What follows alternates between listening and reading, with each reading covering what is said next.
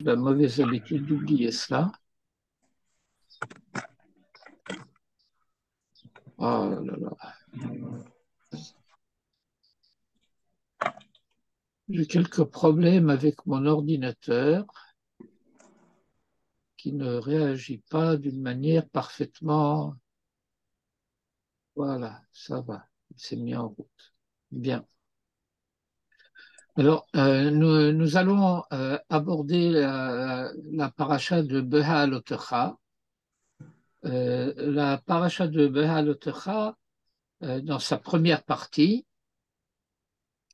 poursuit les thématiques des deux premières parachiotes de la Torah concernant les préparatifs en vue du départ vers Eretz Israël. David Chouraki n'est pas parfaitement synchrone puisqu'on le voit dans deux vidéos différentes, dans des positions différentes.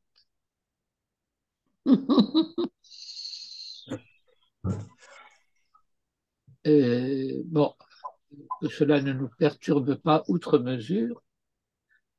La paracha de Beha'alotecha, donc, euh, se partage entre, d'une part, une certaine poursuite des préparatifs dans les deux premières parachiotes et Noi, euh, Bashomer. Allô, comment? Noi. Ah, bon, je sais pas. Et le passage effectif à l'acte. Mais juste avant cela, nous avons un passage qui est celui que nous allons étudier aujourd'hui, où Moïse reçoit un certain nombre d'instructions concernant euh, les signaux, la signalisation. Euh, Comment convoquer le peuple, comment convoquer les anciens, comment convoquer les chefs de tribu, euh, comment organiser l'ordre de marche des tribus au moment de se mettre en route.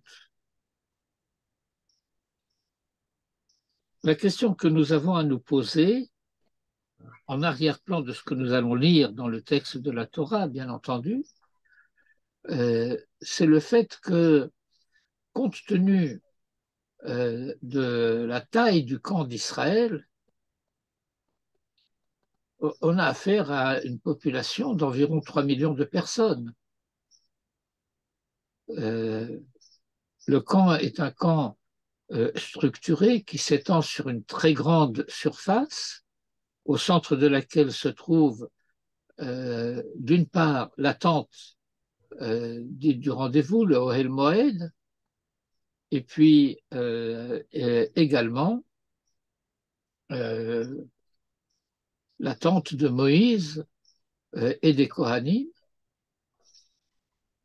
Et il y a un espace vide d'environ, disons, 2 kilomètres de tous côtés entre cette partie qui est appelée Machane Shechina, le camp de la présence, et les deux galim. Les deux galim, ou les étendards, ce sont quatre groupes de trois tribus à chaque fois qui se trouvent à l'est, à l'ouest, au nord et au sud de Machane Shechina. Et par conséquent, il va de soi qu'il va falloir mettre au point un système de communication. Euh, le système de communication est une nécessité d'organisation pour le fonctionnement euh, de, du camp d'Israël, aussi bien à l'arrêt que en marche.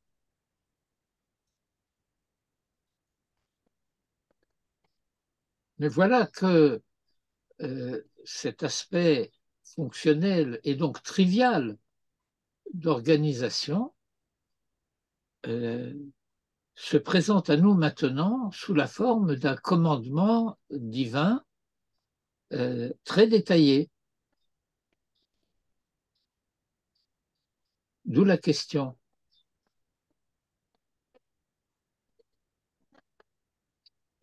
De quoi s'agit-il exactement? Ne pouvait-on pas laisser à Moïse le soin d'organiser ses signalisations et ses communications? Que signifie le fait que la Torah intervienne à ce niveau-là?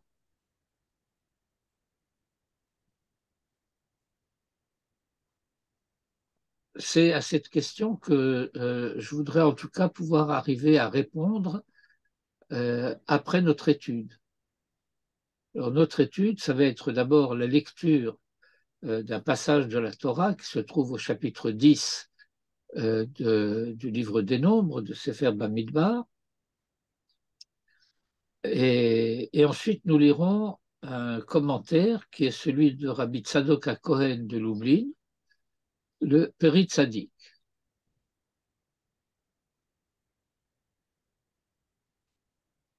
Alors pour le moment, je passe en mode de partage d'écran, si mon ordinateur veut bien répondre à mes... Eh bien voilà, ça a marché. Bien.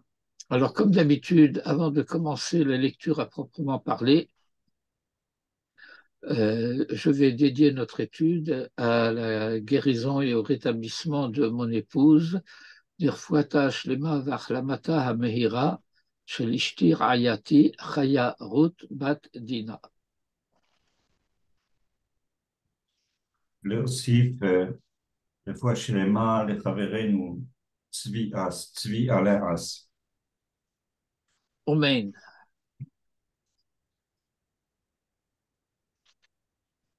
Alors voilà, je commence à lire à partir du premier verset du chapitre 10.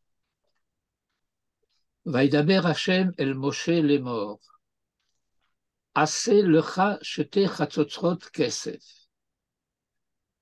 Fais-toi, fabrique-toi 2 trompettes d'argent. Miksha tarase otam. Tu dois les faire d'une seule pièce.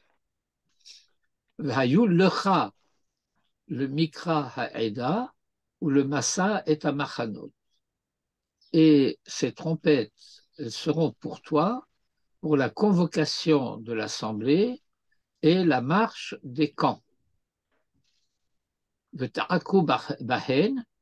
Et on en sonnera kol haeda, et se rassembleront auprès de toi toute l'assemblée appelée Eda. L'assemblée appelée Eda, c'est ce qu'on appelle aussi l'assemblée de témoignage.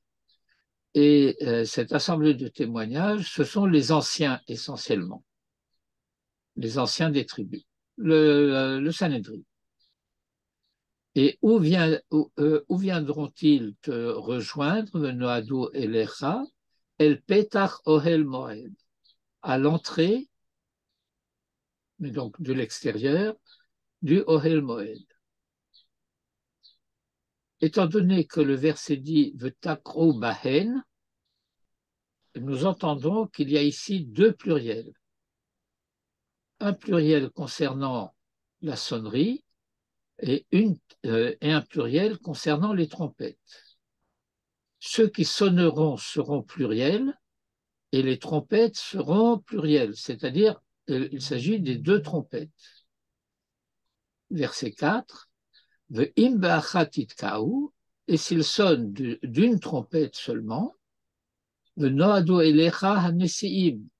alors se joindront à toi les princes, les chefs de tribu, Raché Alfé Israël, les chefs des milliers d'Israël, et se pose donc la question de savoir pourquoi il ne suffisait pas de dire Raché Hamatot, et qu'on dit Raché Alfé Israël. Vous comprenez la question? On aurait pu nous dire les chefs des tribus, tout simplement, mais on nous dit les chefs des milliers d'Israël. Bah, la Torah, elle ne fait pas de la littérature, elle ne fait pas de la rhétorique. Alors, quelle est l'indication qui nous est donnée ici que les princes d'Israël sont les chefs des milliers d'Israël. Utkatem teroua. Teroua, c'est la sonnerie saccadée. Ta ta ta ta ta ta ta ta ta ta ta.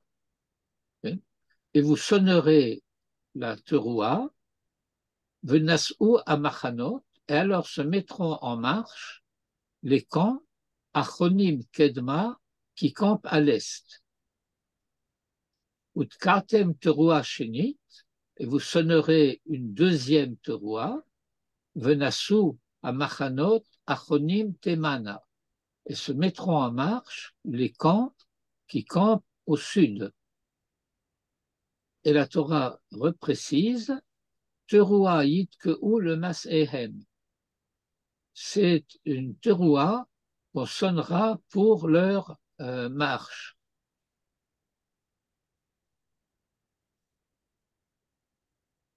Les camps de l'ouest et du nord sont laissés en suspens. Ubehakil et Takahal. Et lorsque tu devras rassembler la communauté, titkeu, vous sonnerez, et titkeu c'est la tekiya, c'est-à-dire un son uni, velotariou, et vous ne sonnerez pas de teroua, c'est-à-dire une sonnerie saccadée. Verset 8, où venez Aharon ha-Kohanim, et ce sont les fils de Aaron, les Kohanim, yitkeu bachatzotzrot, qui sonneront des trompettes, vehayu lachem, le chukat olam, le dorotechem, et elles seront pour vous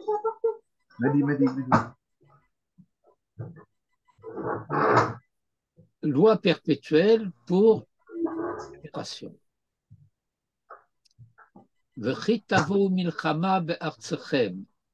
Et lorsque vous partirez en guerre, vous viendrez en guerre dans votre pays, contre l'ennemi qui vous oppresse, et vous sonnerez des trompettes, et vous vous ferez vous rappellerez votre souvenir en quelque sorte, devant Hachem votre Dieu, et vous serez sauvés de vos ennemis.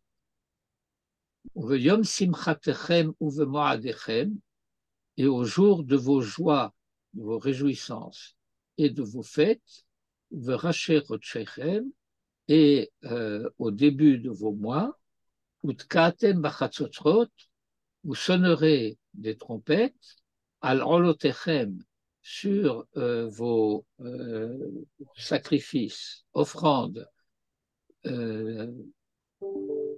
On traduit en français Ola par holocauste.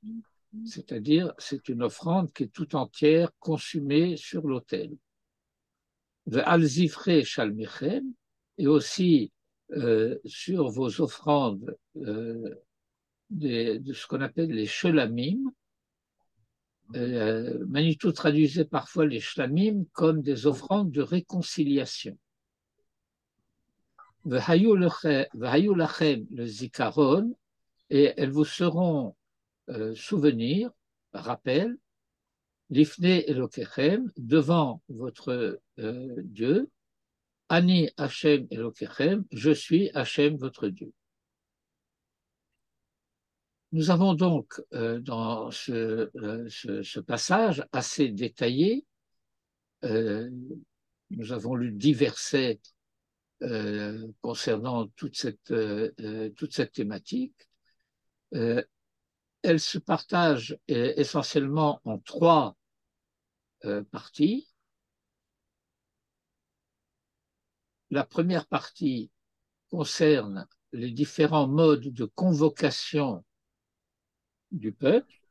Moïse doit s'entretenir avec les chefs des tribus. Il doit s'entretenir avec le Sanhédrin. Il doit s'entretenir avec ou parler à l'ensemble d'Israël. Et à ce moment-là, eh bien, on sonnera des trompettes. Selon le cas, on sonnera des deux trompettes, on sonnera une seule trompette.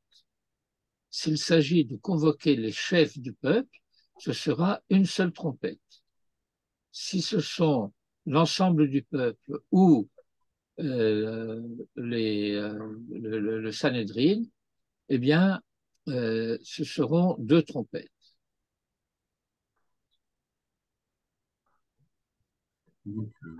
Deuxième partie, les sonneries concernant la marche des tribus. On va lever le camp. Le Ohel Moed aura été démonté.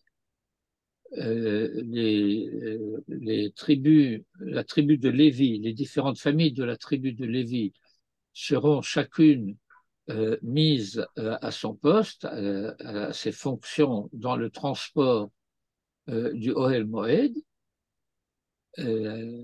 Et ensuite se mettront en marche les différentes tribus dans un ordre de marche, où d'abord celles qui campent à l'est, ensuite celles qui campent au sud, ensuite celles qui campent à l'ouest, et enfin celles qui campent au nord, étant entendu qu'on va se mettre en marche vers le nord, puisque nous sommes au Sinaï, et qu'on va marcher en direction d'Eretz Israël, qui se trouve donc au nord de l'endroit où nous sommes.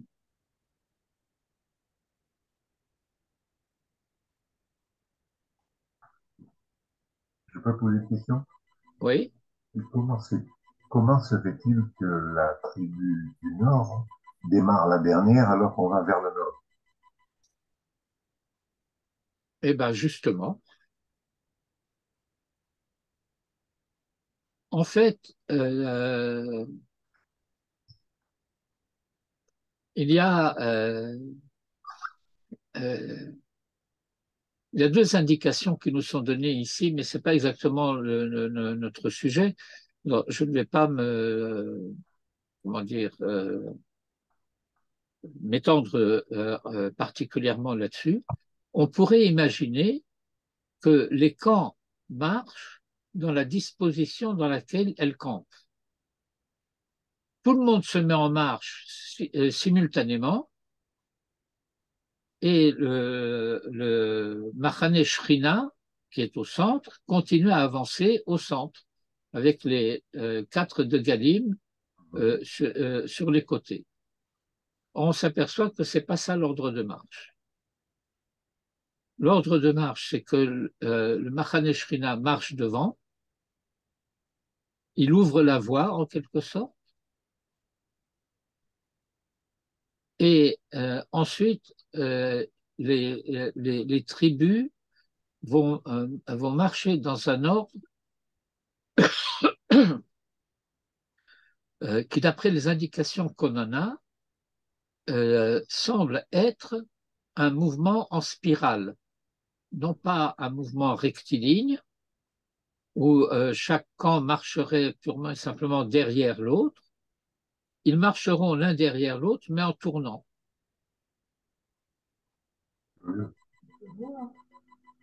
Bon, euh, et par conséquent, une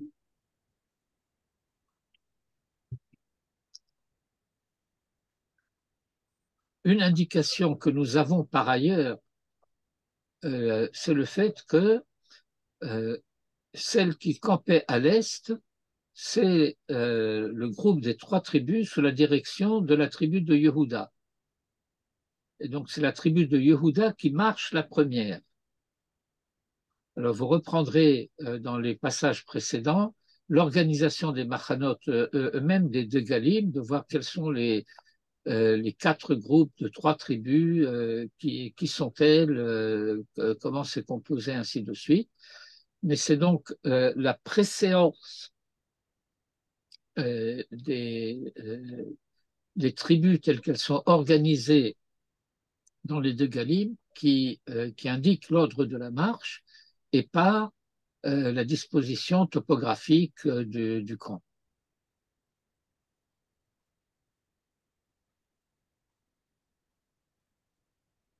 Indication à l'intérieur de ces 2 premières parties du texte, c'est que le type de sonnerie va être différent.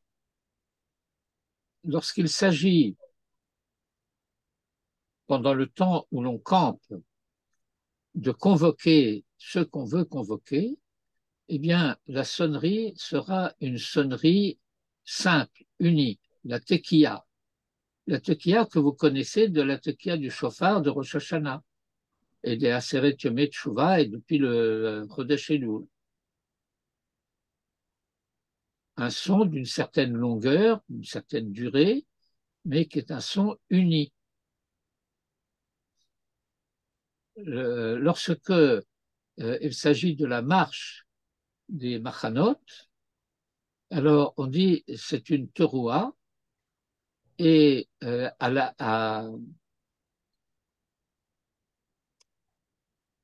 ressemblance des sonneries du shofar de Rosh Hashanah et donc de toute cette période, la teroua est entourée d'une tekiya avant et d'une tekiya après. C'est-à-dire que quand on dit teroua, c'est pas simplement teroua, c'est tekiya, teroua, tekiya. La troisième partie, c'est le fait que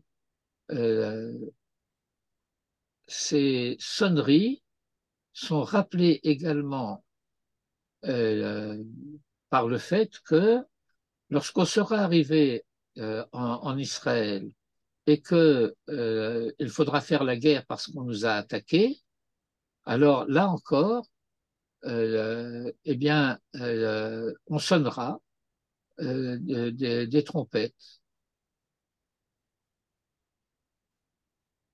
Cette sonnerie-là n'a pas pour objet de convoquer le peuple pour partir à la guerre, mais devant partir à la guerre, alors,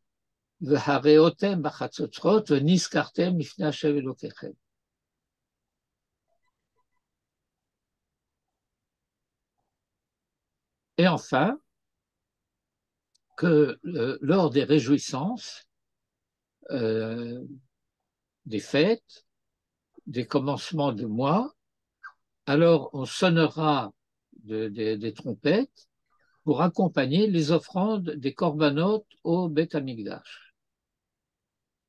Et ça sera une tekiya et pas une teroua.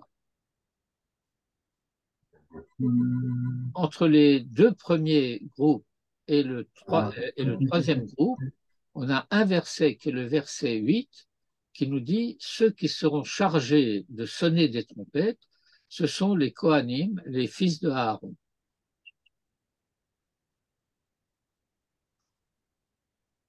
À partir de cette remarque, je vais donner une première indication de réponse à la question que j'ai posée tout au début du cours. Cela veut dire que la Torah nous signale le fait que toutes ces choses-là dont nous parlons, la convocation du peuple, la mise en marche des camps, etc., relèvent de la avoda. Il ne s'agit pas de problèmes purement triviaux, techniques, pratiques, tels que l'organisation d'une foule aussi grande qu'Israël dans le désert l'exige. Étant donné que ce sont les Kohanim qui sont chargés de cela, cela veut dire que les Kohanim sont chargés de cette avoda qui est la sonnerie des trompettes, et cela indique aussi que ces rassemblements et cette marche, c'est aussi de la nature d'une avoda. Est-ce que c'est suffisamment clair jusqu'ici? Oui, oui, Bien. oui, oui, bien sûr. Rav, pourquoi est-ce que subitement, dans le cadre de ces convocations ou de ces démarches, il est question au Yom Simchat Torah?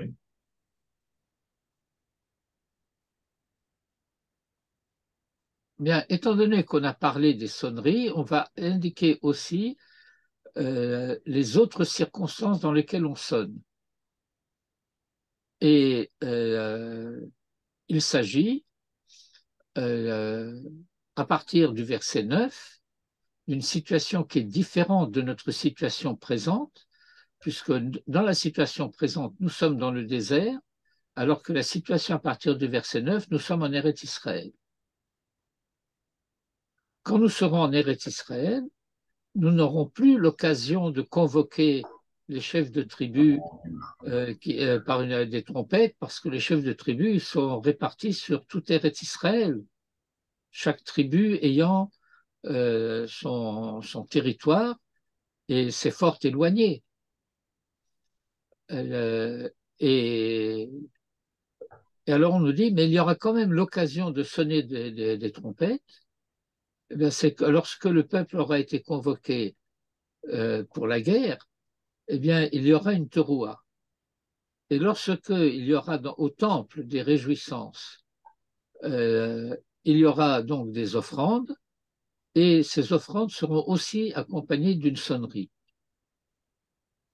Et étant donné que les deux sonneries sont différentes, la sonnerie d'un son uni, la tekiya, comme pour les smachot, comme pour le rassemblement du peuple, et donc il y a dans ces rassemblements-là eux-mêmes une indication de joie, alors que lorsqu'il s'agit de la marche, eh bien, il y a une indication sur le fait qu'il y a une analogie entre la marche et la guerre.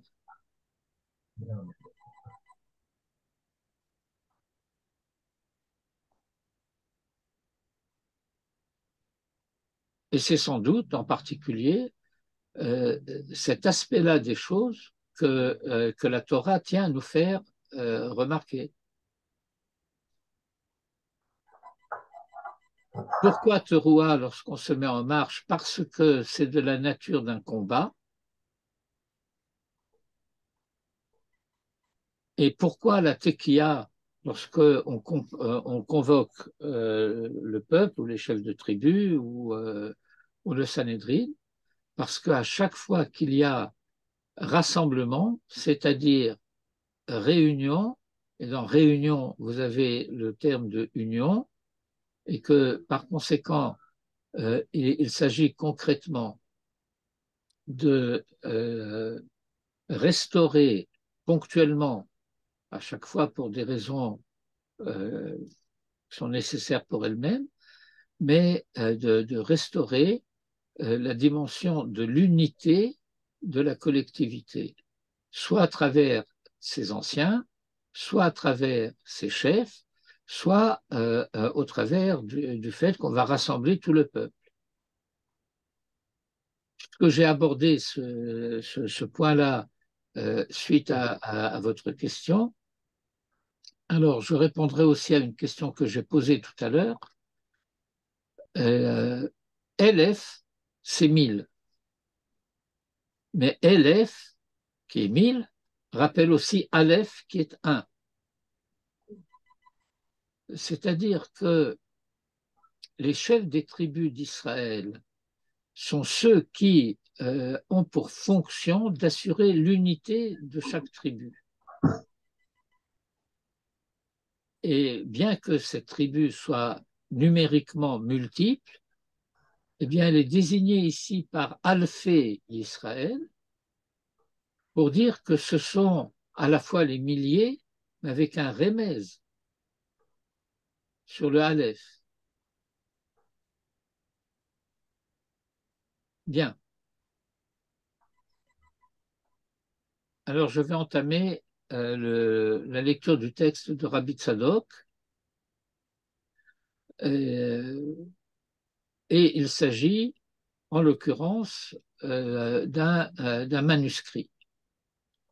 L'ouvrage Peri Tzadik est composé de textes qui ont été notés par les élèves, les disciples qui assistaient à la dracha et qui ont été ensuite rassemblés selon les parachiotes, etc. Mais du point de vue de l'agencement, de l'édition, si je puis dire, de l'ouvrage en tant que livre, on y a inclus également des manuscrits de la main du maître, les manuscrits qui devaient lui servir probablement de notes ou d'aide-mémoire pour ses drachotes, en l'occurrence.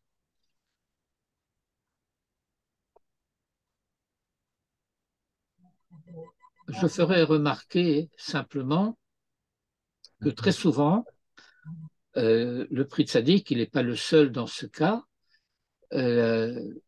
cite des bribes de versets ou des bribes de midrashim ou des bribes de passages du Zohar ou d'autres textes, ce qui signifie qu'a priori, ces textes et leur contexte sont supposés connus de l'auditoire.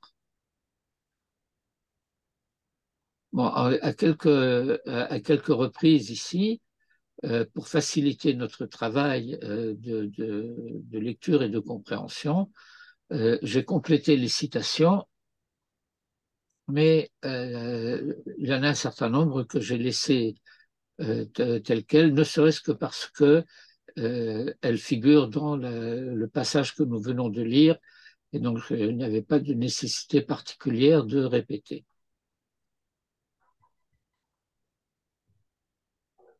Alors, le Rav reprend cette thématique de la tekiya et de la teroua. Les teroua yitke'u le masehem, on sonnera la sonnerie saccadée pour la marche, ou behakil, et lorsqu'on rassemblera la communauté ou les anciens ou les chefs de tribu, alors l'instruction qui est donnée, titke'u velotariu, sonnez une tekiya et ne sonnez pas de teroua.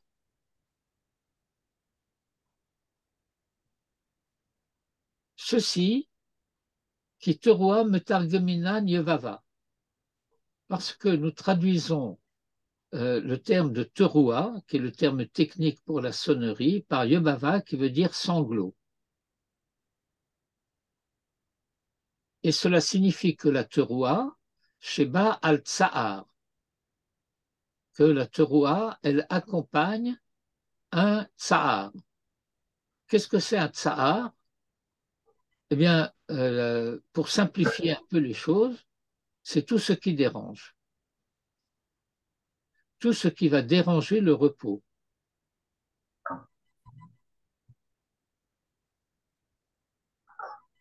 Par exemple, c'est-à-dire le caractère dynamique.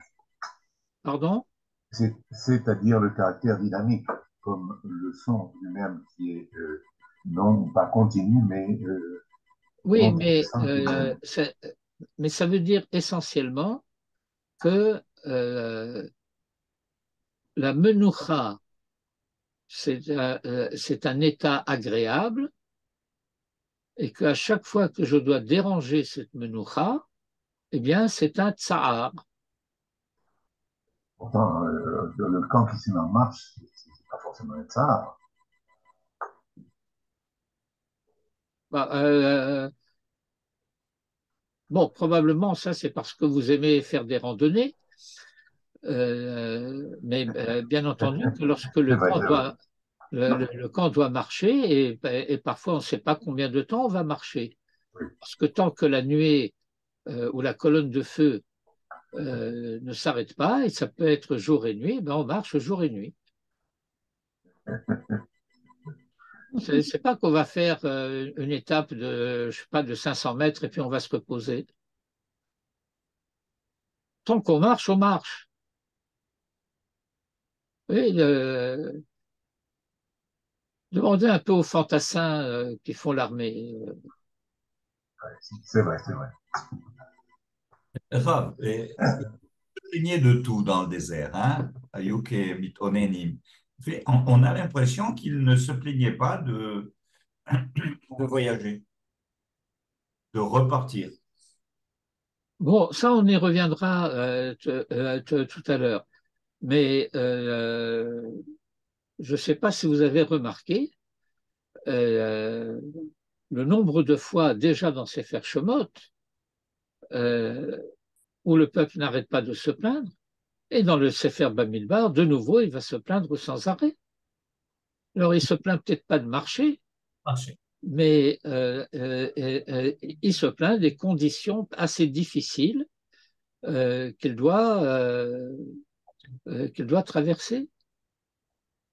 Alors, d'une part, nous savons que les Anané Kavod, ce qu'on appelle en français les nuées de gloire, les protègent des êtres malfaisants qui peuvent se trouver dans le désert, les scorpions, les serpents, que sais-je encore, que ça permet d'aplanir le sol, d'être protégé du soleil quand il est trop chaud ou de la froidure nocturne du désert si on marche la nuit ou même quand on campe. Euh, donc, c'est des circonstances particulières, mais non, on n'arrête pas de se plaindre. C'est sûr. Et d'ailleurs, c'est un point que le Rav Tsouda remarque de manière systématique dans ses sikhot, c'est que tout chemin, et donc toute marche, elle est becheskat sakana, elle comporte des dangers. Il faut être sur le qui-vive, il faut être sur ses gardes. Et, et donc, c'est à cela que fait allusion de manière très directe le prix de Sadiq ici. Eh bien, Yebava, le sanglot, Sheba al-Tsa'ar, qui accompagne un Tsa'ar, ou Tkiya al-Simcha, alors que la Tkiya accompagne une joie, une réjouissance, ou que Moshe Neymar Sham Acharkar, et ainsi qu'il est dit plus loin, le verset que je vous ai rapporté dans la fin du passage, Kitavo milchama be'artsechem al hatzar atzorer etrem, d'une part, alors hareotem, sonnerie saccadée, sanglot, ou beyom simchatechem, etc., ou tkatem, vous sonnerez cette sonnerie unie, et bien parce que c'est simcha. Ou beshat massa ha'adam baderer, ou betirda. Et lorsque l'homme est en voyage en chemin, eh bien, hu betirda ve'tsa'ar ve'eno benaicha. Tirda, c'est la fatigue, la préoccupation, et il n'est pas en repos, il n'est pas en tranquillité.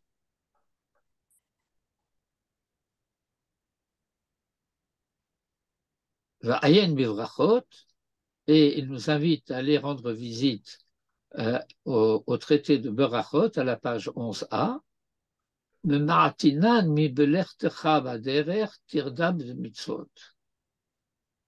c'est que à partir du moment où il est dit alors on va diminuer les dérangements causés par les mitzvot.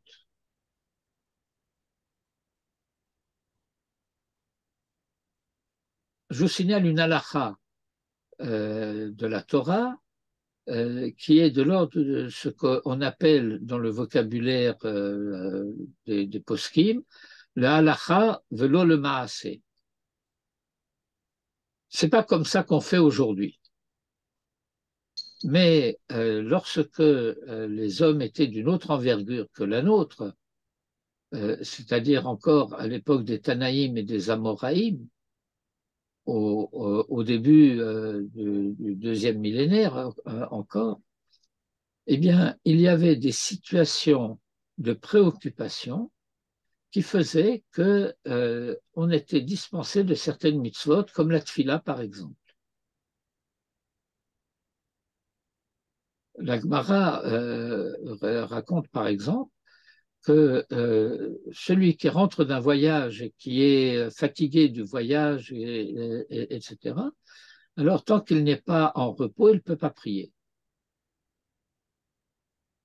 Bon, étant donné que nous considérons que notre état d'âme actuellement, que nous soyons en repos, que nous soyons en fatigue, n'est pas très différent, donc notre fatigue n'est pas vraiment de la fatigue et notre repos n'est malheureusement pas non plus du repos, il n'y a pas de grande différence, par conséquent, on prie en toutes circonstances.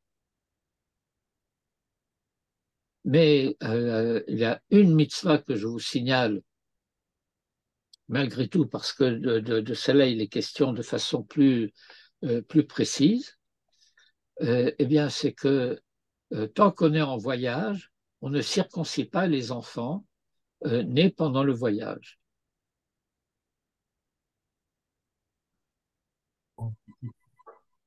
Dans le désert, Ve'alken, je suis donc vers le début de la ligne 23, et c'est la raison pour laquelle Haya Hasiman Hamasa Bitroua, que le signe de la mise en marche, c'était par une troua. Ve'hakhel, et le rassemblement, Haya Be'et Achanaya, qui se produisait alors qu'on campait, qu'on était à l'arrêt, chez Hayu Benaïcha, alors qu'ils étaient au repos, et par conséquent, le Simcha, en joie, Hasiman Betekia, le signe pour le rassemblement, c'était la Tekia. Ça, c'est le préambule. Préambule qui dit pourquoi Tekia, pourquoi Teroua? Parce que voyage, Teroua, dérangements, problèmes, préoccupations, etc. Les convocations parce que on est au repos. C'est une situation de calme, de joie, etc. Alors, c'est la tequilla.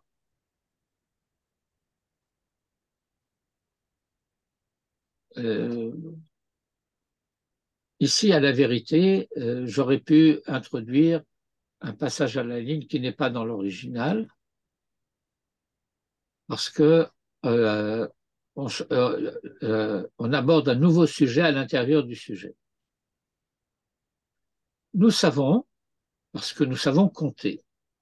Vous savez que nous savons compter?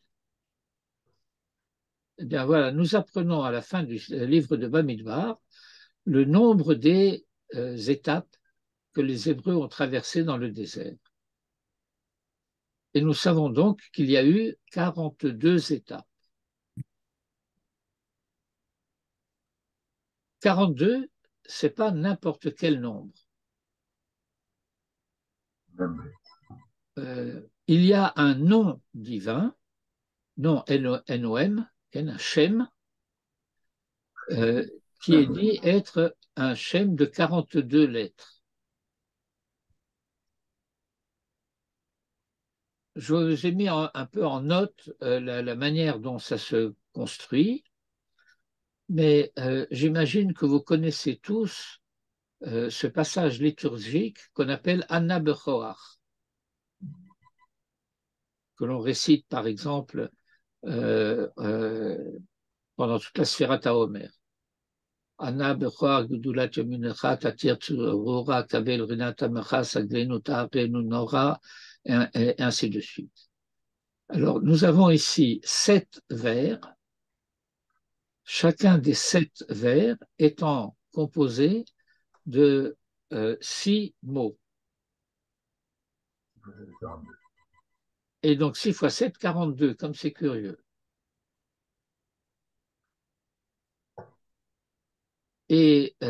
chacune des lettres de ce nom de 42 lettres constitue une dimension pour elle-même, un niveau de progression pour lui-même, et donc dans la marche au désert, où on s'élève de la situation d'exil vers la situation d'entrée en Eretz Israël, c'est ce qu'on appelle une aliyah, et donc on monte de degré en degré, réalisant à travers cette montée de degré en degré les étapes des lettres du nom divin. Il y a une deuxième indication qui nous est donnée par la tradition, c'est que ce nom de 42 lettres correspond aussi à la structure du Kaddish. Il y a 42 lettres dans le Kaddish. Les 4 premiers mots, Yitgadal, Veitkadash, Shomer Rabba, correspondent aux 4 lettres Yudke Vavke. Chacune de ces lettres, de Yod, Ke, Vav, Ke, constitue en fait un mot. Par exemple, Yod, c'est Yod, Vav, Dalet. Ke ou He, ça peut être He, Yod, ou He, He, ou He, Aleph. Les lettres intérieures, comme Vav, Dalet pour Yod, s'appellent le milouï, le remplissage. Et les 10 lettres, les 10 mots plus exactement, après il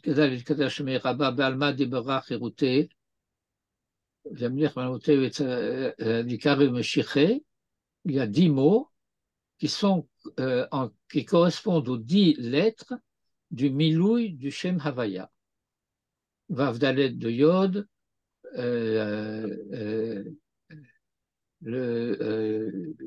deux fois Yud de He, Vav Yud Vav pour le Vav, et pour compléter les noms de ces 10 lettres, de ces 4 lettres du Shem Havaya, nous avons 10 lettres. Ensuite, nous avons 28 mots, depuis Amen Yeheshomer Rabba ad d'Amiran Be'alma, et ces 28 lettres correspondent au milouï du milouï. Par exemple, quand nous avons Yod, alors le milouï, c'est Vav Dalet. Bon. Mais Vav, eh bien, il a aussi un milouï, qui est Yod Vav. Et Dalet a aussi un milouï, qui est la Med Taf. Et donc, lorsqu'on compte le milouï d'une part et le milouï du milouï, alors on arrive à ce compte de 28. Et donc, nous avons ici l'indication de comment on arrive à 42 lettres à travers le Kaddish. Bon, vous pourrez lire la suite, relire d'abord la note et lire la suite également. C'est intéressant pour soi-même. Et donc, on sait que les 42 voyages, les 42 étapes, c'est-à-dire à la fois la marche entre les étapes et les étapes où on est arrivé, sont au nombre de 42 qui correspondent aux lettres du nom de 42 lettres, et que à travers cette marche au désert, la marche elle-même et ses différentes étapes, eh bien, nous avons à traverser ce chemin d'élévation de ce nom divin de 42 lettres. s'agit pas seulement d'étapes géographiques, il s'agit aussi d'étapes concrètes, mais spirituelles au sens très précis et très fort du terme. Il s'agit d'actes. La marche, le repos, l'un et l'autre étant en fin de compte en tension d'effort vers Eretz Israël, eh bien c'est pas de la c'est pas de la méditation béate, même pas de la méditation pas béate, mais euh, cette marche est une démarche à la fois collective et individuelle, parce que c'est tout le peuple qui la traverse, mais chacun des individus qui forment chacune des tribus, chacun des camps qui est en voyage dans cette marche à travers le désert.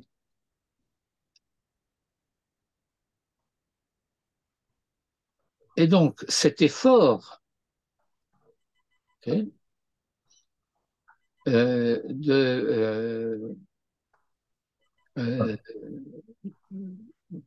de l'élévation de degré en degré, yesh massa sheholer venosea lehagia leota madrega, eh bien, il y a une marche pour arriver à ce niveau-là. Et étant donné cela, azhu betirda, alors il y a cette dimension de l'effort et de la fatigue correspondante à cet effort. Et lorsqu'on atteint le degré vers lequel on était en marche, alors nous sommes en repos, sachant que c'est une étape et que la marche va reprendre.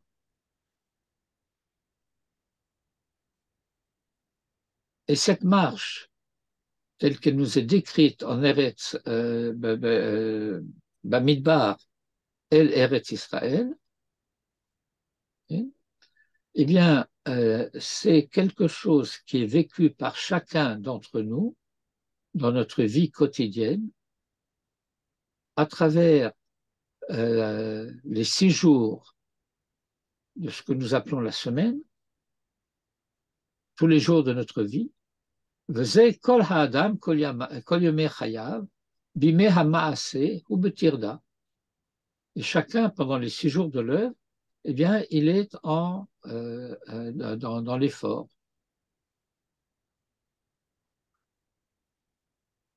Cet effort, c'est pour gagner sa vie, pour éduquer les enfants, pour résoudre des problèmes conjugaux, toutes sortes de problèmes qui se posent pendant les Yom-Echol.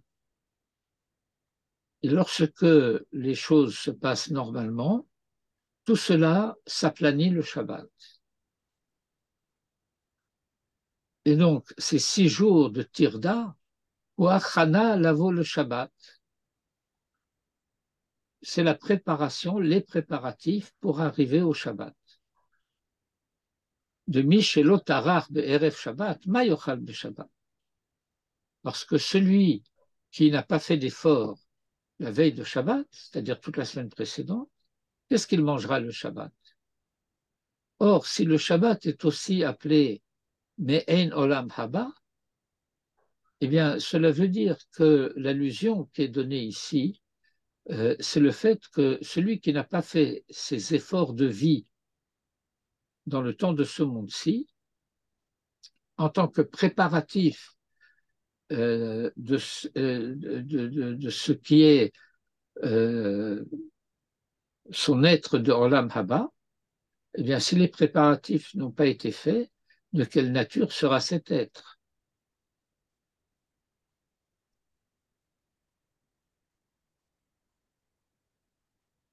Uve Midrash Echa.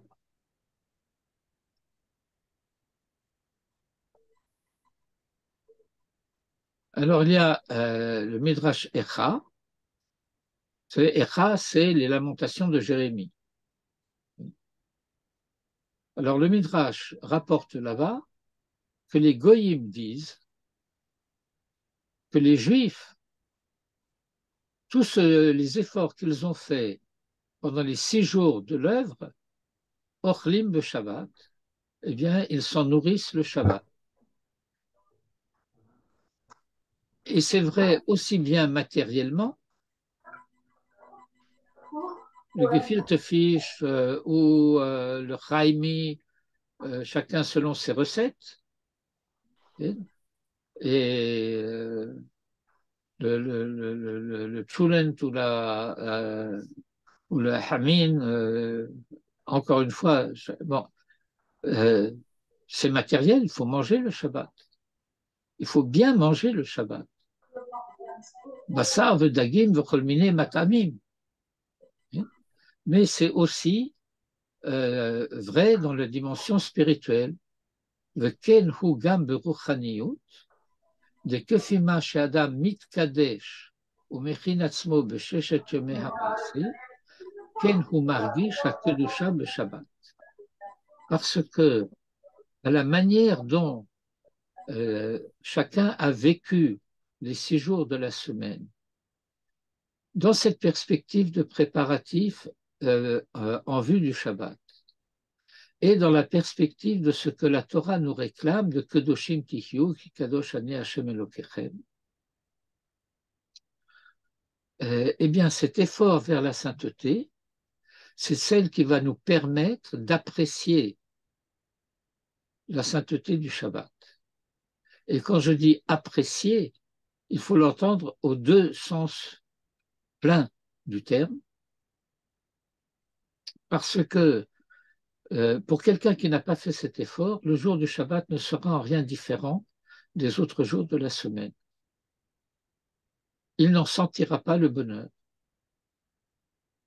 Il n'identifiera pas la dimension de joie qui s'attache au repos du Shabbat,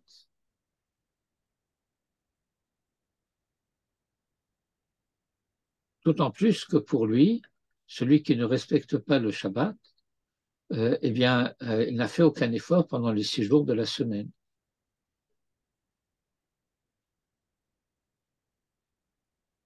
Dans un ouvrage de l'enseignement du Harizal, qui a été écrit par Rabbi Chaim Vital, le Peri Etz Chaim, le fruit de l'arbre de vie, et c'est un livre qui est consacré au Tameh HaMitzvot. Dans les éditions courantes, il est séparé en 2 volumes, mais ça pourrait être un seul gros volume. Donc, Peri Etz Chaim Katav, de Beyom Revi'i, Chamishi Veshishi, comment se structure la durée hébraïque et juive. La semaine est une semaine de 7 jours, mais nous allons situer le Shabbat au milieu de la semaine. Et on nous enseigne que Revi'i, Chamishi, Shishi, ce que nous appelons mercredi, jeudi, vendredi, ce sont les 3 jours qui précèdent le Shabbat et qui sont les préparatifs en vue du Shabbat. Ces préparatifs eux-mêmes ayant 3 dimensions en vue, en perspective, qui concernent ce qu'on appelle la Neshama Yetera, une âme supplémentaire que nous avons le Shabbat, et qui a elle aussi ces 3 niveaux de Nefesh, Ruach, Neshama. Nefesh de Neshama Yetera, Ruach de Neshama Yetera, Neshama de Neshama Yetera, et qui s'exprime dans le concret de l'existence au travers des 3 dimensions de Machashava, Dibur, Maaseh. Machashava, Dibur, Maaseh, la pensée, la parole, l'acte. Quand nous considérons la bracha que nous disons avant d'accomplir une mitzvah, eh bien, nous rencontrons ces trois dimensions de halakha qui sont données ici et que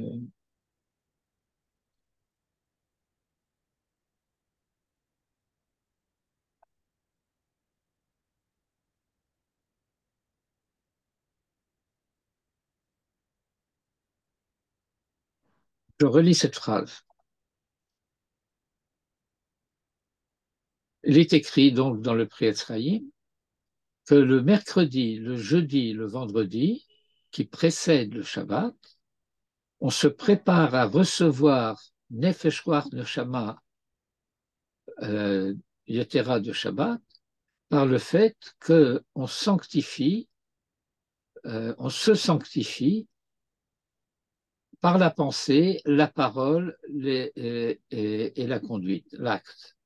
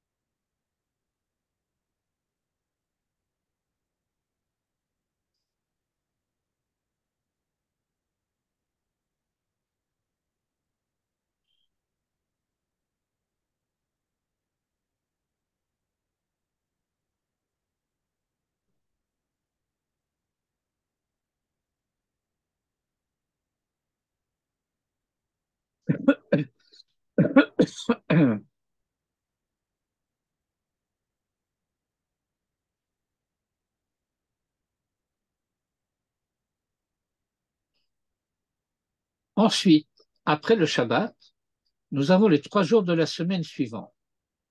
Vimé Rishon, Sheni, Shlishi, de Bata, Shabta, qui suivent le Shabbat, eh bien, elles possèdent Hasharat, Kedushat, Nefesh, Ruach, Neshama de Shabbat, Ha'avra.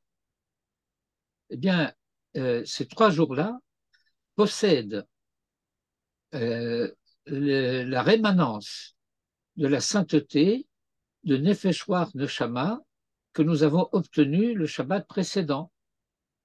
Et ceci également au travers de Machashava, Dibur et Maaseh, qui sont par conséquent inspirés, infusés par cette sainteté du Shabbat précédent. Uve'emet, et en vérité, Gam Ashlosha Yamim de Batar Shabta, al yodeh hakedusha shebahem mi Shabbat Havra, hem mosifim kedusha be Shabbat Haba'a. Et donc, ces 3 jours qui s'enrichissent de la sainteté du Shabbat précédent, eh bien, elles vont aussi enrichir le Shabbat suivant. Parce que de rémanence en rémanence, eh bien, la rémanence se fait toujours plus intense et la permanence de la sainteté obtenue qui va se réinvestir dans les jours de la semaine. Mais parce que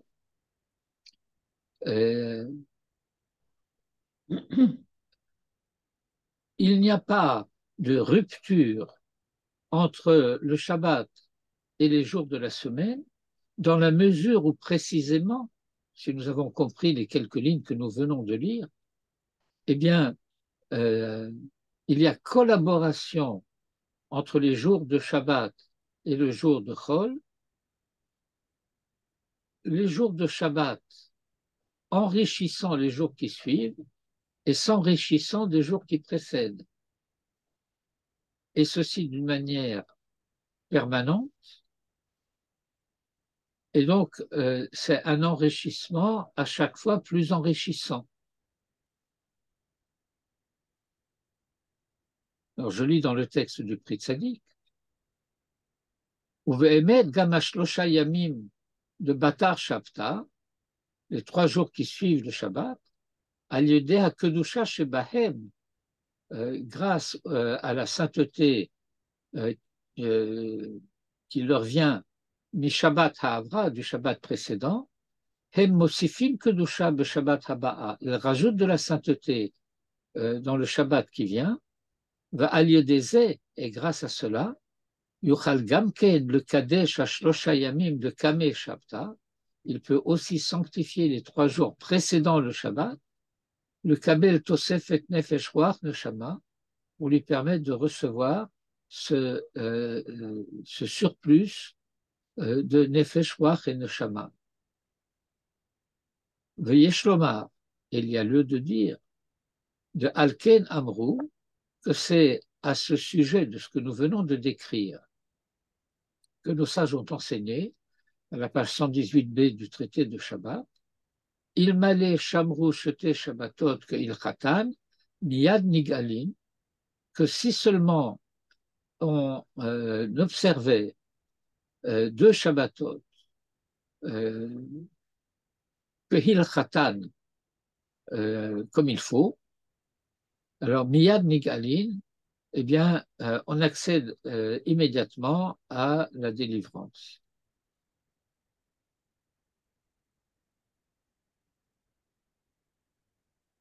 Observer 2 Shabbatot comme il faut, ça veut dire faire ce qu'il faut pendant les 6 jours, 3 précédents, 3 suivants, et ainsi de suite, puisqu'il faut unir le Shabbat précédent au Shabbat suivant, et donc infuser la sainteté dans les 3 dimensions de l'être, qui sont celles de notre être de la semaine et notre être de Shabbat, Nefesh Ruach Neshama de Shabbat et Nefesh Ruach Neshama de la semaine.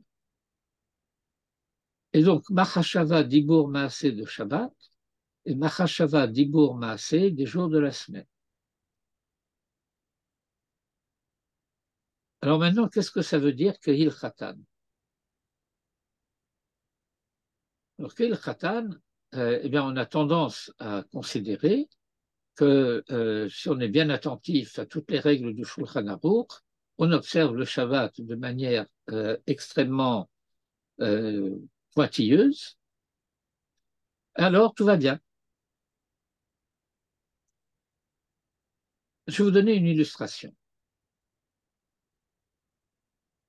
Avant de faire une mitzvah, nous prononçons une beracha. N'est-ce pas? Baruch atah Hashem Elokeinu melech haolam, asher kiddushanu mitzvot v'tzivanu, ceci ou cela. La prononciation de la beracha, elle est de l'ordre de la parole.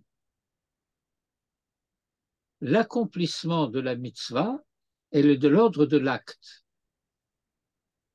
Et se pose la question, et où se trouve la pensée?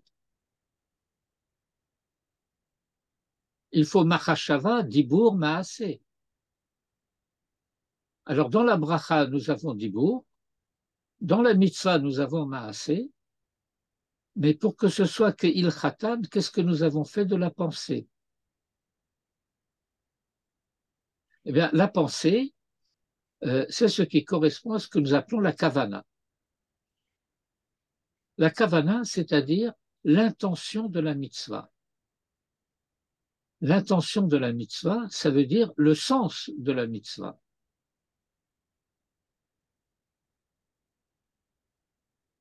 Nous avons reçu un commandement. Pourquoi?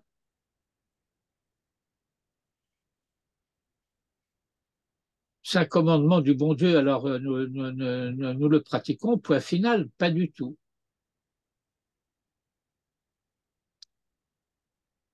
Ce n'est pas arbitraire. Il y a une raison, il y a un sens, il y a une signification. Et chacun d'entre nous a le devoir d'en posséder euh, la signification qui correspond à son niveau d'être et à enrichir ses significations au fur et à mesure qu'il progresse dans ses niveaux d'être, tels que le Pri Tzadik les a décrits, de Nefesh Ruach Neshama d'avant le Shabbat, Nefesh Ruach Neshama d'après le Shabbat, de Machashava Dibur Maaseh de Shabbat et de Machashava Dibur Maaseh d'après le Shabbat. Et donc aussi d'avant le Shabbat et ainsi de suite. Progression continue. Parce que la kavana ne peut pas se satisfaire de la simple obéissance. Parce que je peux obéir à un commandement sans y adhérer. Et à ce moment-là, ma conduite sera une conduite extérieure qui ne me concerne pas.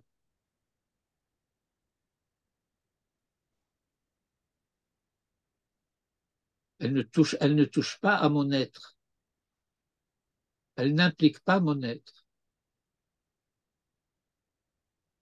C'est ce qu'on appelle, par exemple, dans le vocabulaire traditionnel, par exemple, mitzvat anashim melumada. Mitzvat anashim melumada, ça veut dire quelqu'un qui pratique une mitzvah à la manière dont un animal a été dressé.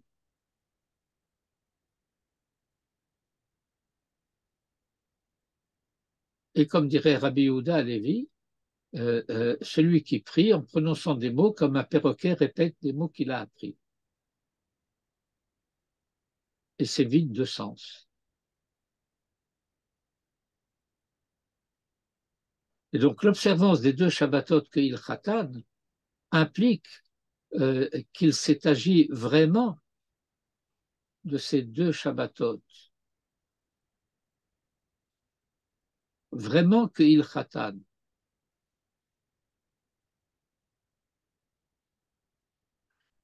Et le Rav précise immédiatement que il khatan hayinu bekabalat haneshama yetera karaoui, à savoir de telle sorte de pouvoir recevoir cette neshama yetera de Shabbat comme il faut. Une neshama yetera, elle a besoin d'un support. Pour recevoir cette neshama yetera, il faut que le support de cette neshama yetera ait été préparé. À la manière dont disent les kabbalistes, il n'y a pas de lumière sans le réceptacle de la lumière. Une lumière qui viendrait sans avoir un réceptacle, eh bien, elle se perd. En or beli keli.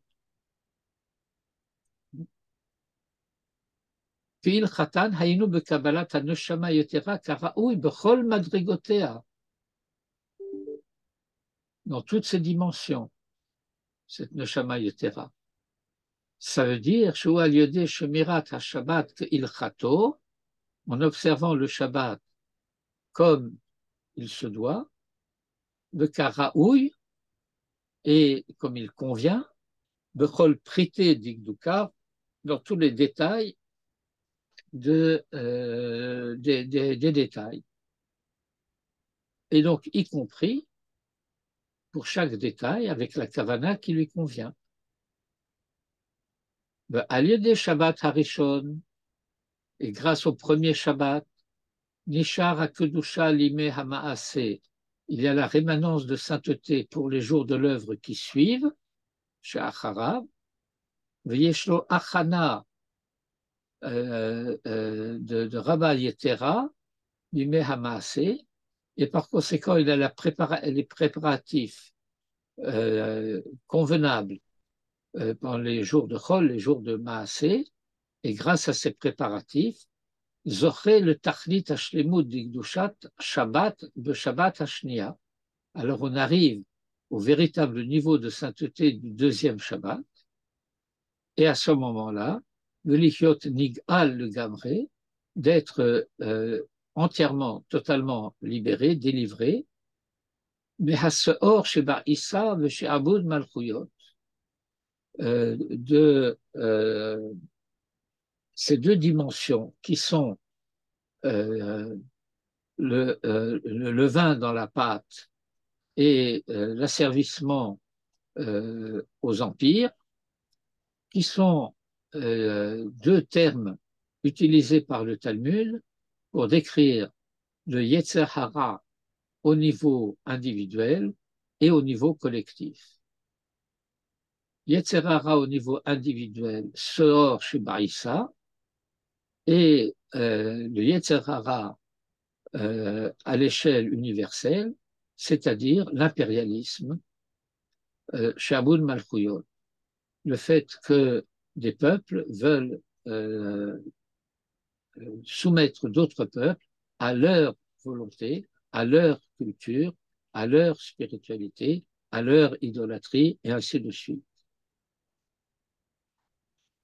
De Inyanam Echad, et qu'il faut comprendre que le contenu concret de ce qu'on appelle le Yetzer Hara individuel et de ce qu'on va désigner comme l'asservissement aux nations, des nations par les nations, eh bien, c'est finalement la même thématique de Inyanam Echad,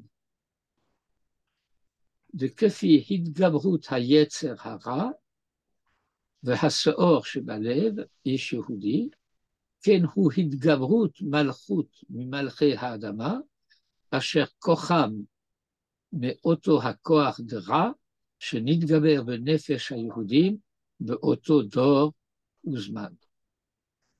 Parce que, explique le Rav, la force que possèdent les nations pour s'asservir les unes les autres, et par conséquent pour nous asservir, nous, Israël, ben, cette force leur provient de la manière dont nous avons cédé aux impulsions de notre Yetzer pendant les jours de la vie. Que fit Hidgabrut HaYetzer Hara? Hidgabrut, c'est la domination. Et à la manière dont le Yetzer Hara assure sa domination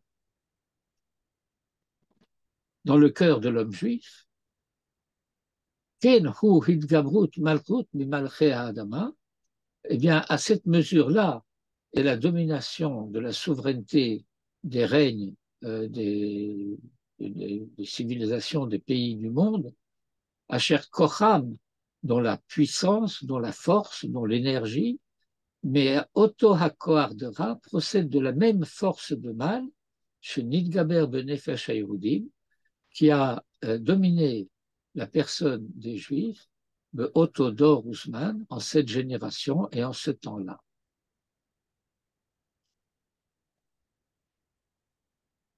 De Yeshlomar, et il faut dire, de Alken, c'est la raison pour laquelle Lo amar lahem Moshe mitzvat ha-Shabbat ad erev Shabbat, כשנכפל lahem lechem yomaim,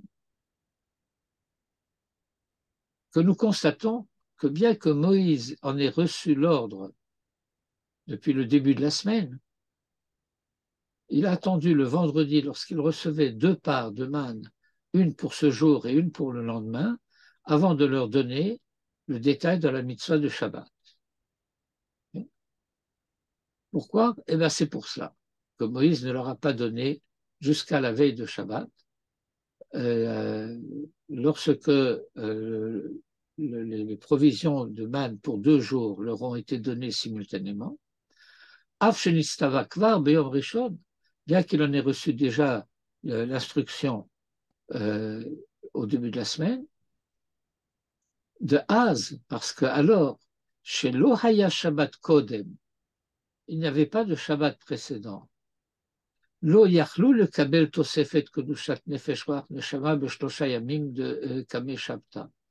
Il ne pouvait pas recevoir ce supplément de sainteté procédant du Shabbat précédent, puisqu'il n'y avait pas de commandement de Shabbat précédent. Donc, c'est comme s'il n'y avait pas eu de Shabbat précédent. Et donc, Nefesh Ruach Neshama, dans ces 3 jours précédents le Shabbat, Il n'avait rien à apporter. Kevan shelo haya b'shlosha yamim harishonim hasharat kedushat mishabat ha'avra. Puisque dans les 3 premiers jours de la semaine, il n'y avait pas non plus la rémanence de la sainteté du Shabbat précédent. Velo yachlou le'achid b'chol yomei achol, et qu'il ne pouvait rien préparer pendant les jours de la semaine. Le sagé be'achana de Erev Shabbat, et il suffisait des préparatifs de la veille de Shabbat, ainsi qu'il est dit là-bas dans ce passage, Vechinu et Asher Yaviu. Et ils préparèrent pour le Shabbat du lendemain ce qu'ils avaient apporté de manne le vendredi pour ce jour-là et pour le lendemain.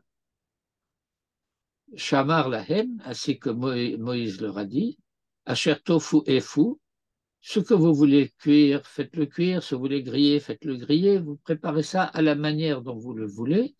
Le Seudat de Shabbat, Tsarich Achana Me'erev Shabbat, puisque le repas du Shabbat demande à être préparé depuis la veille de Shabbat, et pas plus.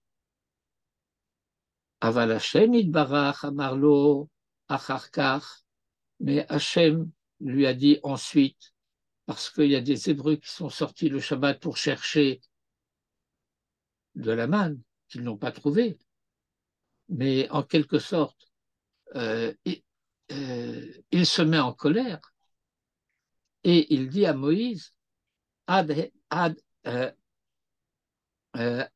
anna me'antem, jusqu'à quand refuserez-vous, etc., de faire ce que je vous demande, de respecter mes commandements, etc. Et puisque Dieu s'adresse à Moïse en lui disant jusqu'à quand refuserez-vous, ça veut dire qu'il inclut Moïse dans ce reproche. Il ne dit pas jusqu'à quand refuseront-ils, mais refuserez-vous. Toi et le peuple c'est duquel tu œuvres. Kalal gam oto, et il a inclus aussi dans ce reproche, al shelo higid lahem miyad beyom rishon, de ne pas leur avoir donné les instructions immédiatement lorsqu'il les a reçues le premier jour, le premier de la semaine, beyom rishon. De hayam mo'il lahem achanat sheshet yomei hamaaseh, shelo hayu olchim od lilkot b'shabbat. Parce qu'alors, les 6 jours de l'œuvre leur auraient été utiles pour ne pas aller encore ramasser le Shabbat. Ou mitzvat zachor et yom ha-Shabbat le kadosho, et la mitzvah de rappeler, c'est un infinitif, zachor, c'est pas un impératif, c'est pas zachor, c'est zachor, c'est un infinitif. Rappeler, ER, le jour du Shabbat pour le sanctifier. Le sanctifier, ça veut dire le distinguer des jours de la semaine qui précèdent. En réalité, il est distingué par le Kiddush à l'entrée du Shabbat et par la Havdalah à la sortie du Shabbat. Ou Gamken Bechol Sheshet Yomei HaMaaseh, ce Zachor et Yom HaShabbat le Kadosho, ça ne concerne pas seulement le Kiddush que l'on va faire à l'entrée du Shabbat, mais ça va concerner également tous les jours de la semaine précédente où je vais avoir à avoir en tête le Shabbat suivant, ainsi que le dit la Gemara, que à chaque fois que je trouve un beau fruit au marché, alors je dis, ce fruit-là, je le mets de côté pour Shabbat. Et si ensuite, le jour même ou le lendemain, je trouve un fruit plus beau, alors je mange le premier maintenant et je garde le deuxième pour le Shabbat. Ce qui fait que toute la semaine, j'ai mangé de ce que j'ai prévu pour le Shabbat. Si vous avez compris l'allusion. Lihiot libo, j'ai sauté la parenthèse. Liot libo nohe ou mishtokek, le hagia likdushazo, parce que ainsi, quand je dis Zachor et Yom HaShabbat le Kadosho, alors mon cœur soupire et aspire à parvenir à cette sainteté-là, qui est celle du Shabbat. V'chol sheshet yomei hamaaseh, et tous les 6 jours de l'œuvre, ou be'amal ve'yagia, on est en effort et en peine. Vous vous rappelez ce qu'il a dit à propos des tirdot et de la teroua? Ou ksheba Shabbat, ba menucha. Et quand vient le Shabbat, alors vient la menucha, comme chez Amrou bebereshit rabba, ma haya olam chaser, menucha.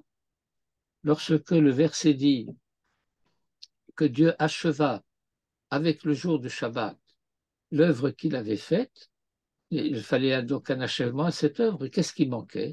Eh bien, il manquait le repos. Ça veut dire que le repos dont il est question là-bas n'est pas simplement une cessation de travail et une passivité le Shabbat. Il y a une activité positive et dynamique, Monsieur Chouraki, le Shabbat, c'est-à-dire un repos dynamique, pas un repos stam passif.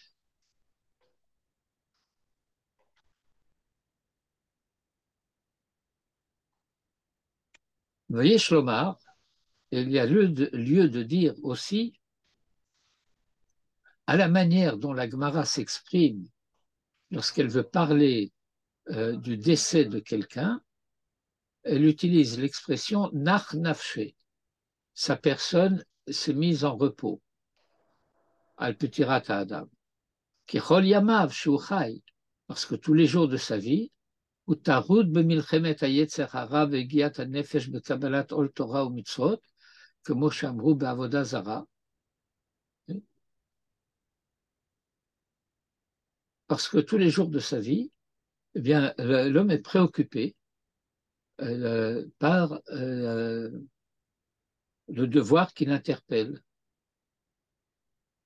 Et ainsi que on le formule dans le traité de Avodah Zara à la page 5b, le Olam Yihyeh, que l'homme doit toujours être, que Shor la Hol ou que Hamor la Masoui, comme un bœuf pour le joug et comme un âne pour la charge.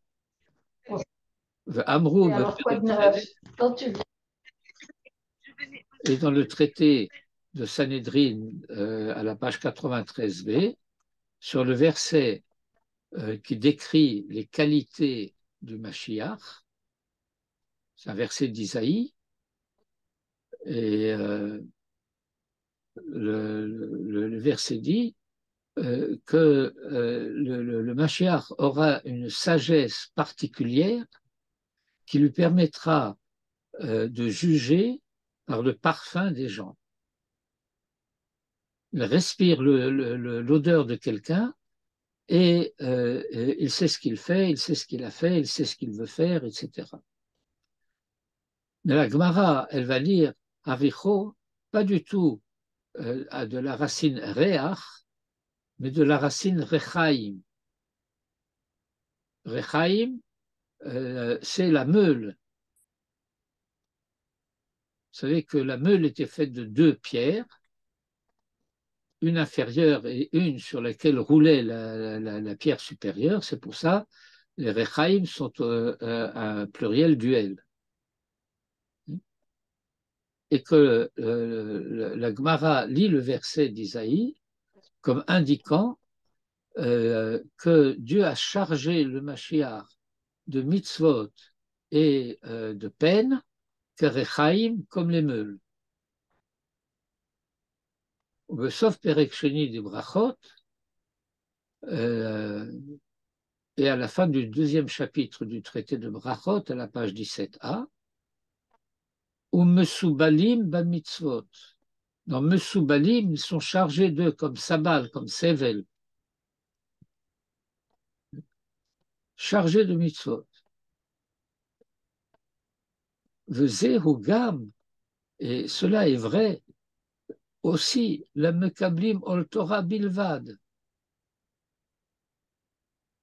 de ceux qui n'acceptent qui n'ont pris sur eux que le joug de la Torah. Et à plus forte raison que chez Yeshalav Gam Ol Malchut ve Ol Derech Eretz, lorsqu'il a aussi à supporter et à porter la charge de l'État et la charge du quotidien, Ol Malchut et Ol Derech Eretz, comme vous pouvez l'apprendre, en particulier de la Mishnah des Pirkei Avot correspondante.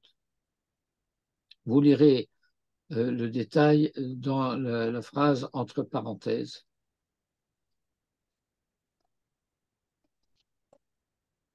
Umeptiratan, et lorsque l'homme décède, nach nafshe, alors sa personne est en repos de tous ses efforts. V'chen, et de même, b'hagia Shabbat, quand vient le Shabbat, de nechamam mi yetzer hara, ou lorsque on s'est préparé comme il faut pendant les jours de la semaine, alors on est en repos du yetzer hara, al yadeh ha-neshama yetera, grâce à la neshama supplémentaire, ainsi que le Zohar le cite, de chol shlimuba, que en ce jour-là, et grâce à cette neshama yetera, qui a toutes les perfections, ou que dogma de Olam Haba, à la manière de Olam Haba, ou Veginkach, et c'est la raison pour laquelle il est appelé Nikra Shabbat. Et Mahu Shabbat, qu'est-ce que c'est Shabbat? Eh bien, c'est Shema de Gdusha Berichu. C'est un des noms de Kodsha Berichu. Shema de Yerushalim Bechol Sitrin. Shema, c'est un nom qui est Shalem, nous traduisons parfait, à défaut de mieux, Bechol Sitrin, de tous côtés, Ayen Sham, il faut apprendre ce Zohar de manière détaillée sur place. Et que veut-il dire? Pérouche, de Shabbat, En Shem Layom, ce n'est pas le nom du jour, ce n'est pas le jour qui s'appelle Shabbat. Lama, de En Hayom Shovet, parce que ce n'est pas le jour qui se repose. Et là, Kadosh Baruch Hu, Shabbat Bo, c'est Kadosh Baruch Hu qui s'est reposé, entre guillemets, en ce jour. Mimelarto, de son œuvre, Achar Shekila Maasa, après avoir achevé ses œuvres, Ra'ad Hakol Tov Meod, et qu'il a constaté que tout était très bien. V'chol Hashemot d'Hashem Ilbarach, et chacun des noms divins, Morim al Midotav, chacun de ces noms est lié à l'une des midot, ce qu'on appelle en français, ce qui ne veut pas dire grand-chose, des attributs. Et chaque nom correspond à un attribut. Mais Shabbat contient tous les attributs. Et par conséquent, il est Shalem de tous côtés, alors que chacun des autres attributs, eh bien, il est Shalem que de lui-même, et il lui manque toutes les dimensions des autres. V'chol hashemot d'Hashem Yitbarach, morim al midotav, kol shem le mida yedua, chaque shem correspond à un attribut bien connu, comme on le sait, eh bien c'est bien connu de ceux qui le connaissent parce qu'ils l'ont appris. Aval Shabbat, mais le Shabbat, Shehu al hashvita kolel hakol, il les réunit tous. Vezed de Shalim Mikol Sitrin. Et c'est ça que signifie le Zohar qui dit que ce nom-là, il est intègre, entier, parfait, de tous côtés. Mikol Hashish Ktsavot, Vechol Amidot, de tous les 6 côtés qui fait allusion aux différentes midot qui président à chacun des 6 jours de Maaseh Bereshit, qui sont aussi ce qu'on appelle Sheshet Yomei Habinyan, les 6 jours de la construction de l'œuvre par rapport à la terre qui est euh, le, le jour qui reçoit toutes les bénédictions de tous les attributs, de toutes les midotes, de tous les noms précédemment cités auxquels il a été fait référence. Parce que ce jour-là, En Shlita le Yetzer Hara, eh bien, le Yetzer Hara n'a pas de prise sur lui. Alken, et c'est la raison pour laquelle, parce que nous sommes libérés du Yetzer Hara, Hi Gamken Kol Shlimu Ba, eh bien, ce jour-là possède aussi toutes les perfections, ou Me'en Olam Haba, et elle est de la nature du monde qui vient, chez En Shlita le Yetzer Hara Ba, parce que dans le monde qui vient, dans Olam Haba, il n'y a pas non plus Shlita du Yetzer. וכפימה שהכין עצמו בעמלו בעבודת השם בששת ימי המעשה, et selon la manière dont il se sera préparé au service du projet de Dieu pour son monde durant les 6 jours de l'œuvre, ainsi ressentira-t-il le repos du jour du Shabbat, ken hu hargashato hamenucha beyom ha-Shabbat, c'est sa perception de la sainteté et du repos du jour de Shabbat sera à la mesure de ses préparatifs pendant les 6 jours appelés Sheshet Yomei HaMaaseh. Bien, alors notre étude a pris un peu plus de l'heure habituelle, mais je ne pouvais pas abréger davantage que cela. Il vous reste à peu près une page que vous pourrez lire par vous-même, dans laquelle le Peri Tzadik complète par un certain nombre d'indications l'enseignement que nous avons lu jusqu'à présent. Il y a un point que je n'arrive pas bien à comprendre, la notion de ces 2 Shabbats. Je comprends que le Shabbat qui est au milieu a été dans la conséquence des 3 jours qui sont avant lui, et qu'ensuite lui va influencer les 3 jours qui sont après. Mais je n'arrive pas à comprendre pas l'obligation, le besoin du 2e Shabbat. Non, non.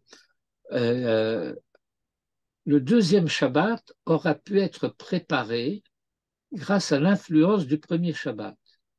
Le 1er Shabbat ne pouvait pas être parfait puisqu'il n'y avait pas les jours de préparation qui le précèdent. Alors, c'est un Shabbat qui a sa sainteté propre au niveau dans lequel on se trouve, mais qui va laisser sa trace dans les 3 jours qui vont suivre. Et ces 3 jours qui vont suivre vont permettre la préparation du Shabbat suivant dans les 3 jours qui précèdent le Shabbat, parce qu'ils auront hérité en quelque sorte de l'influence de la sainteté du Shabbat précédent. Ce qui va rendre possible maintenant les préparatifs comme il faut du 2e Shabbat, qui pourra alors être réalisé pleinement. Ce que le 1er n'avait pas été réalisé. Le 1er ne pouvait pas avoir été réalisé pleinement puisqu'il n'avait pas eu les jours de préparatifs qui le précèdent. C'est-à-dire, il y a eu quand même ces 3 jours de préparatifs, mais qui ne commençaient pas par le Shabbat pour donner cette influence sur ces 3 jours. Est-ce que c'est ça? En quelque sorte. Nous avons expliqué qu'il y a 3 jours de préparatifs qui sont mercredi, jeudi, vendredi. Et puis, il y a 3 jours qui sont dimanche, lundi, mardi, qui bénéficient de la rémanence de la sainteté du Shabbat précédent. Si je le dis d'une autre manière, mais que je voudrais que vous compreniez que ce n'est pas simplement de la rhétorique ou comment dirais-je, de faire des jolies phrases avec de belles idées. C'est le fait qu'après avoir goûté ce Shabbat, bien, les jours suivants, je peux avoir quelque chose de la nostalgie de la sainteté de ce Shabbat. Et donc les 3 jours qui suivent ce Shabbat vont inspirer les 3 jours de préparatifs du Shabbat suivant. Mais le Shabbat précédent, même s'il avait 3 jours de préparatifs pour le préparer, ces 3 jours-là n'avaient pas une nostalgie d'un Shabbat précédent qui n'avait jamais eu lieu.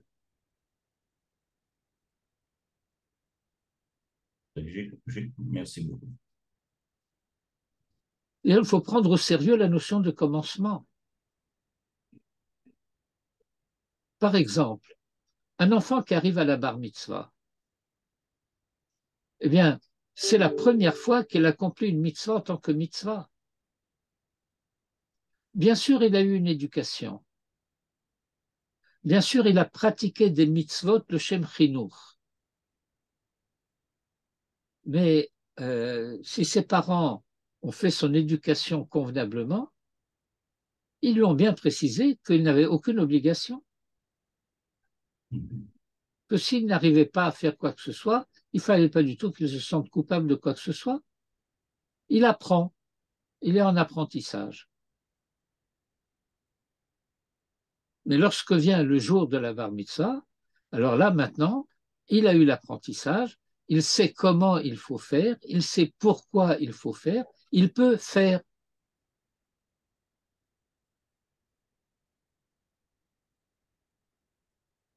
Et faire quand on a l'obligation, c'est très différent de faire ce qu'il faut sans en avoir l'obligation. Parce que la dimension de la conscience de l'obligation apporte quelque chose de précieux à l'acte. Si je veux parler, par exemple, de l'entraînement militaire, eh bien, dans l'entraînement militaire, nous avons 2 modes d'entraînement. Il y a un mode qu'on appelle Al-Yavesh. Al-Yavesh, ça veut dire à sec. Et à sec, ça veut dire comme si. Et puis, on a un entraînement Al-Ratouv. Et Al-Ratouv, ça veut dire humidement. Humidement, c'est quand on s'est jeté à l'eau. Quand c'est pour de vrai, quand c'est pour de bon. On tire à balles réelles. On ne tire pas avec des balles à blanc. On fait attention parce que c'est quand même de l'entraînement. Mais c'est un entraînement réel. Et lorsqu'on sait que dans le fusil, il y a des vraies balles, alors on fait attention autrement que lorsque c'était des balles à blanc. Bien sûr.